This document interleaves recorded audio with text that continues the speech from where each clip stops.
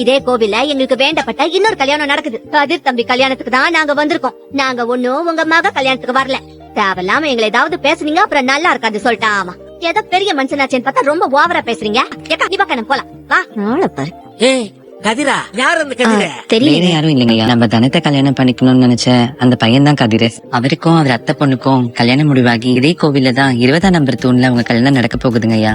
ஏண்டி நம்ம தனத்தோட கல்யாணம் நடக்கிற தூணுக்கு பக்கத்து தூண் முடியாது?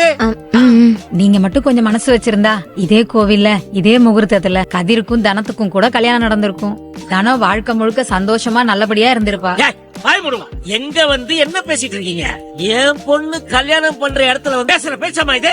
கல்யாண வீட்டுல வந்திருக்கிற மாப்பிள்ளை வீட்டுக்காரங்க யார் காதனால விழுந்துச்சுன்னா என் பொண்ணு வாழ்க்கை என்ன ஆகுறது? இதுதான் நீங்க எல்லாம் வரவே வேண்டாம், முகத்திலே நான் முடிக்க கூடாதுன்னு நினைச்சேன். ஐயோ வாங்க, ஏதோ ஒரு கல்யாணத்துக்கு வந்தேன்னு சொன்னீங்களே, அந்த கல்யாணத்துல அர்ச்சதையை போட்டுட்டு சீக்கிரம் இங்க இருந்து கிளம்பிப்பாங்க. என் பொண்ணு முகத்திலயோ என் முகத்திலயோ யார் முகாம போங்க. எங்களுக்கும் உங்களுக்கும் எந்த சம்மந்தமும் கிடையாது. போங்க போங்க போங்க போங்க. அக்கா வாங்க போலாம். வாடி. ஐயா பாத்தியா, நல்லா பாரு, அந்த பொம்பளை நல்ல பொம்பளை அது எதுன்னு சொன்னியே, வேணும்னே நம்ம வீட்டு கல்யாணத்துல ஏதோ குளறுபடி பண்றதுக்காகத்தான் அந்த பையனுடைய கல்யாணத்தையும் இதே கோயில்ல இதே முகூர்த்தத்துல பக்கத்து தூண்ல வச்சிருக்காங்க. இதெல்லாம் யதார்த்தமா நடக்குதுன்னு நினைக்கிறியா? இதெல்லாம் திட்டம் போட்ட சதிடி. இதெல்லாம்